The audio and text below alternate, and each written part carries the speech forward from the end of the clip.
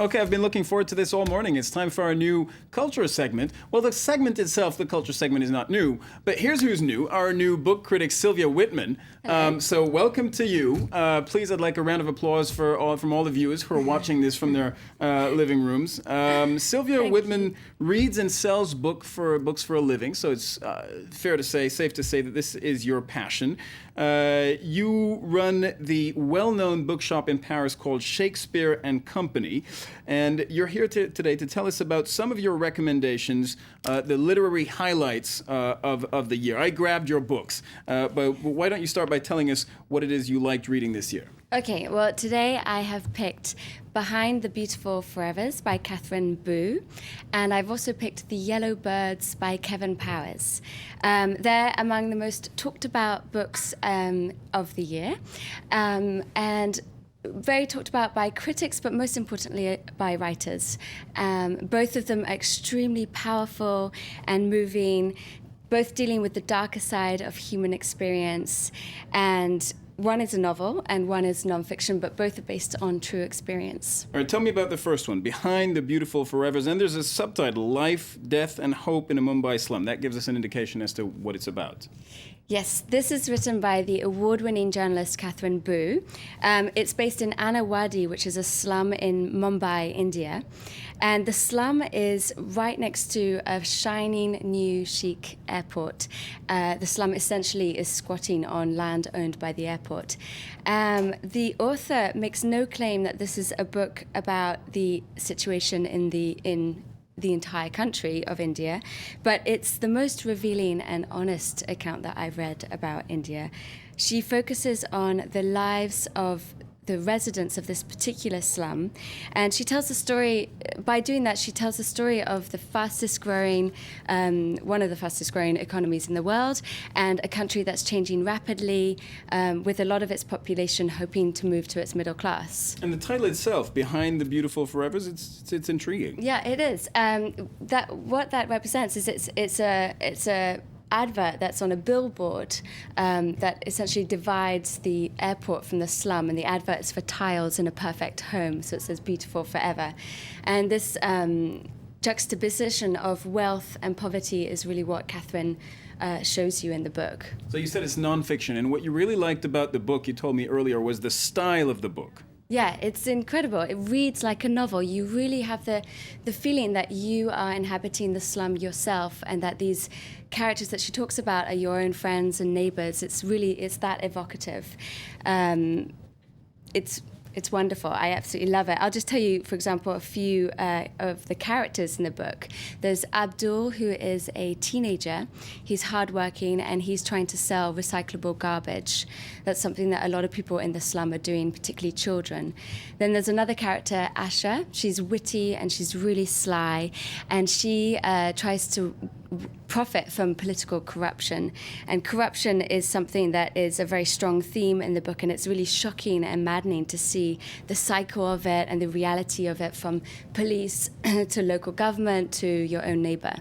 It's an American author. She's a staff writer for The New Yorker. How did she get access to these stories and to the residents that she talks about? Right. By the time I finished reading this book, I was like, who is Catherine Boo, and how did she do this? She... winner of a Pulitzer Prize, I have to say. She is the winner of a Pulitzer Prize. She documented the experiences of these slum dwellers over a period of 4 years. She often left her camera with children in the slum who then documented themselves. And she also witnessed a lot of the events in the book herself, and she verified a lot of information by looking at over 3,000 public records. And in the book, she really explores the infrastructure of opportunity in India and the persistence of hope. So I can't recommend it more highly. So there was some journalistic work, it sounds like, to gather the information that's the basis for this book.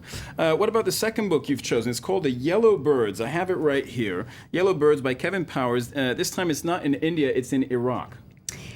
I'm really excited because this book just won the Guardian First Novel Award, and I was really hoping it would because I loved it so much. The book opens in 2004 in Iraq during the war, and it follows one 21-year-old soldier's journey, he's called Private Bartle, from the US training camps to war in Iraq. And it's a poignant description of soldiers' daily lives, their friendships, and the horrors of war. The author also deals with the psychological trauma of someone returning home after war and how they feel like a visitor in their home life. And the author comes from experience because he was a soldier himself and he was deployed to Iraq, right? Yeah, it's clearly a very autobiographical novel. Kevin Powers was born and raised in Virginia, and he actually served in the army in 2004 and 2005 in Iraq. It comes across from the strength of the prose that the author's actually been to war himself. And the structure of this book, you told me, is unusual. How does that contribute to the power of the prose? Well, it's brilliantly structured because the story unfolds not in a chronological order. And from the first page, it's so impressive because of its very strong poetic style. He describes the war as a person coming to him in his dreams and showing its persistence. In terms of style, I would compare him to Cormac McCarthy or Ernest Hemingway, for example.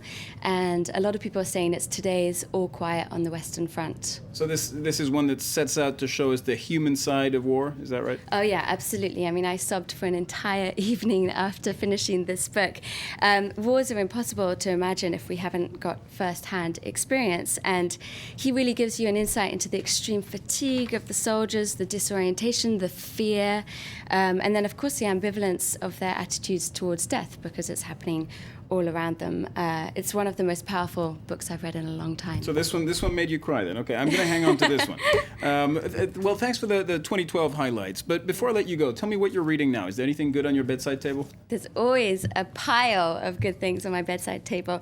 Well, Jeanette Winterson, she is one of my absolute favorite authors. She's a very well-established and wonderful writer from the UK. She's written many books, but most recently, The Daylight Gate.